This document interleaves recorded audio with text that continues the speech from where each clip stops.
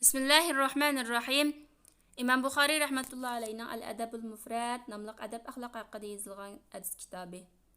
Bugun o'qiydiganimiz 17-chi bobning davomi 33-chi darsin ota-onasining duosi ijobat bo'lishi haqida. 33-chi hadis bu Jurayj deydigan bir kishining qissasi ekan. Muhammad ibn Shurahbil deydi. Buningdan, ya'ni Bani Abduddarning qarindishi Abu Hurayra radhiyallohu anhudan rivoyat qilindiki, u mundaq deydi: Payg'ambar sallallohu alayhi vasallamning mundaq deganligini angladim. Hech qanday bir bovoq insonlardan beshigib turib so'zlamagan, faqat lakim so'zlagan deganda Isa ibn Maryam, Isa alayhissalom, ya'ni tug'ilibli bovoq so'zlagan va Jurayjning sohibi debdi.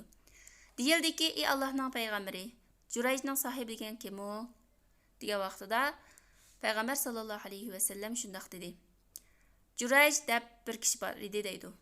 Haqiqatan Jurayj o'zining ibodatxonasida ibodat qildigan bir rohib kishi deydi. Ibodat qildigan Isa alayhissalom zamonasidagi to'g'ri dinga e'tiqod qildigan bir kishi edi. Va bir kala baqadigan bir podichi uning chirkovining osti tarafiga kelib qonatdi kechda. Va yana shundaq bir ayol bo'lib, shu yezidan, shu kanitdan u podichining qishig'i berib kep ketib turadi. Ma'lum bir kuni Jurayjning onasi uning qishig'iga keldi va "Ey Jurayj" dedi. U namoz o'qiyotdi. Shuning bilan Jurayj o'z ko'nglida namoz o'qiyotgan bo'lg'achqa "Onam va namozim" deb mushta dedi. Shuningdan keyin u o'zining namozini onasining chaqiriqiga labbay deyishdan bekroq o'zining namozini bekroq ala bildi, namozini tanladi. İkinci qatam yana to'g'laganti Jurayj deb, yana onam va namozim deb yana o'zining namozini ala bilishni to'g'ri deb qaradi. Shuningdan keyin onasi uni 3-chi qatam ey Jurayj deb to'g'lagan vaqtida ko'nglida onam va namozim deb o'ylab qolib, shuningdan keyin namozini ala bildi. Shuning bilan onasining chaqiriqqa ovoz qo'shmagandan keyin, ha deb qo'ymagandan keyin, ya namozdan chiqib onasiga javob berib ko'rishmagandan keyin onasi qag'vatdi buni, ya'ni ey Jurayj, sen hattoki fahish ayollarning yuziga qarimg'ishlik Allah seni o'ltamsin, jiningni amsun. Ish qilib o'lib ketkicha bir qatim bo'lsa-mu fahish ayollarning yuziga qarab qolgaysa degan ma'noda o'sha duo qilyapti, beddua qilib deb qaytib ketdi. Shuningdan keyin heliqa Jurayjning chirkovning ostidagi podichining qishig'iga kelib ketib turgan heliqa ayol bola tug'di-da, shuningdan keyin podshoning qishig'iga akilindi bu ayol. Podsho undan so'radi. Kimdan bo'ldi bu bolang degandan keyin Jurayjdan dedi.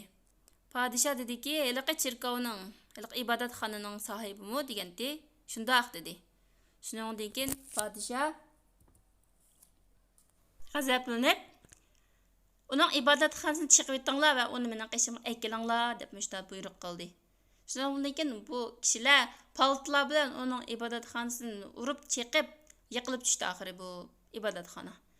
Shuningdan keyin uning qo'lini bo'yniga og'amchi bilan bog'lab, u podshohning oldiga elib kelindi.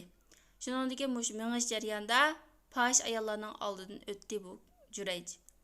Ularni ko'rib tabassum qildi. Ya'ni onasining duosi esikib qilib kuldi ekanda. Va u ayollar, fahish ayollar uningga ishlar arishtirib qaraydi. Podshohning oldiga kelgandan keyin podshoh uning shunday dedi. Bu ayol nimdadidu bilamsa degandan keyin, nim debdi bu ayol degandan keyin, bu o'zining bolasini sendan bo'lgan deyotdi-ku degandan keyin bu Jurayj iliq ayol qarab turib, "Ha, siz shunda deyotamsiz?" degandan keyin iliq ayol shunda dedi. Undan keyin Jurayjmi, "Bu bola qani tug'ilgan bovoq qani?" degandan keyin ular, "Mana bu uning quchqidagi mush bola shu" degandan keyin bu Jurayj heliqi bovoq qarab turib, "Sizning dadang kim?" deb so'radi. Heliqi bovoq, yangi tug'ilgan bovoq, kala baqadigan podichi dedi.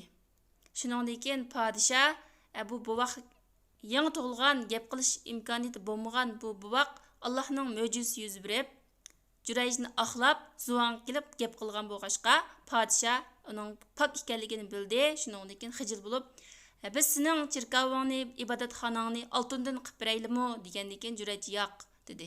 "Undaqda kumushdan qilib beraylimi?" degandan keyin yo'q dedi. "Undaqdan qanday qilib beramiz?" degandan keyin podsho uni ilgari qanday bo'lsa shu holatiga o'xshash qilib beringlar degandan keyin dedi. Anandan sen nima kulding degandan keyin Juray shunda dediki, men o'zim bildigan bir ish uchun kuldim. Ya'ni meni onamning duosi topdi. Ya'ni men qarta onamning duosi ijobat bo'lib ketdi deb bu kishilarga shu bo'lgan voqeani, ya'ni onasining namoz o'qiyotgan vaqtida chaqirig'iga javob bermay namozini davomlashtirib o'tgan bo'lg'achqa, shu onasining duosi ijobat bo'lib qilib, shu ishning bo'lib qolganligi, lekin Alloh taolaning roziligini birinchi o'rin qo'yganligi uchun Alloh taolaning yana oxirida uni oqlaganligi, uning pok ekanligini mo'jiza berib oqlaganligini bu kishilarga so'zlab berdi. Sizni ozroq sharhlab o'tsam, bu hadisda bu vaqtida so'zlagan ikki bola debdi. Boshqa hadislarda 3 deb keladi. Ya'ni bu vaqtligida kichikligida so'zlaganlardan bu hadis deyilgan Ashjurayjning qissadagi bu yangi tug'ilgan buvoq ayolning bolasi. Anandan keyin İsa alayhissalom yangi tug'ilgan vaqtida men Allohning payg'ambari deb nurg'un gaplarni qilgan Bani Isroilga. Anandan keyin yana Ashabul Uxdud o'rak egillarining voqeligida o't tashlaydigan vaqtida ana qo'rqmang siz haq ustida deb yana bir buvoq gap qilgan. Ondan keyin Yusuf alayhissalomning voqeasida Yusuf alayhissalomni axlab bir buvoq gap qilgan. Bu ikkilam emas, buvoq chig'ida gap qilganlar. Anandan keyin Jurayj bu hadisni sharhiga ulamolar shunday deydiki, Jurayj ayni vaqtida nafl namoz o'qiyotgan. Nafl namoz o'qiyotgan bo'lg'achqa, bu nafl namozdan chiqib, onasi bilan ko'rish kerak edi. Chunki onasining chaqiriqiga ovoz qo'shish, uning javob berish farz. U o'qiyotgani nafl namoz edi. Shuning uchun uning onasining duosi yetib qolgan deydi ekan. Ya'ni ba'zilar sharhlab o'qiyotgan namozi farz namoz bo'lsa-mu, ayni vaqtdagi Bani Isroil qavmiga farz qilingan namozda biz hozir o'qiyotgan namozni gap qilish bo'lmagan bilan ularningki namozida gap qilish bo'ladi. Yoki hech bo'lmasa bir subhanalloh degan gapni bo'lsin qilib qo'yib, namoz o'qiyotman deb bo'lsin gap qilib qo'ysa bo'ladi. Shu onasining duosi topgan deydi ekan. Ya'ni agar uning o'qiyotgani farz namoz bo'lib qolgan bo'lsa va namozni gap qilish cheklangan bo'lib qolgan bo'lsa, xuddi bizning shariatimizga o'xshash. U chaqda onasining duosi topmaydi uni deydi ekan. Sharhlagan olimlar, hadis olimlari. Endi bu hadisdan nima chiqadi degan chaqda ota-onalarning duosining ijobat bo'lib ketadiganligi chiqdi. Ya'ni shunga ota-onalar bolalarimiz bolalaringlar xapsagan vaqtida eg'izimiz qattiq hezi bo'lib, bolalarimizni qalaymiqqan badduo qilib sanmay, yaxshi so'zlar bilan besiqtirishimiz kerak. Eg'izimizdan bilib bilmay badduo chikitib qolsa, bolalarimizga shuning bilan farishtalar amin deb qolsa, farishtalarning amin deyishiga udul kap qilib, ijobat bo'lib ketib qolgan ish chiqib qoladi ekan. Endi yana bir mazmun bu Jurayjning vaqtida shar'iy ahkamlar yurgizilgan. Ya'ni bir yo'ldishi yo'q, eri yo'q bir ayol tug'ib solgandan keyin buni podshohning oldiga tutib akilib so'rgan, bu bola kimning deb so'roq tatgan.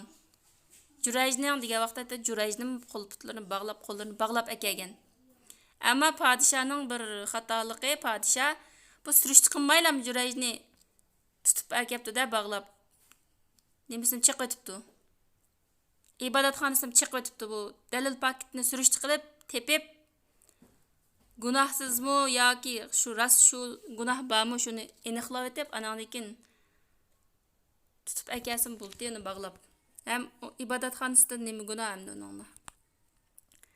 Ayni vaqtdami bu Bani Isroil qavmidami shariat yurgizilib, din ishlari xil yaxshi manga o'xshaydi ekan. Alloh taolaning roziligini kimki birinchi o'rin qo'ysa, Alloh taolo har vaqt uning yordamida bo'lib, qiyinchilik vaqtida qolgan vaqtda mushunda mo'jizalarni yuz bergizib, Alloh taolo biz o'ylab baxmagan bir yerdan uni oqlaydiganligi chiqdi ekan bu hadisdan. Subhanak Allohumma bihamdik ashhadu an la ilaha illa anta astagfiruka va atubu ilayk.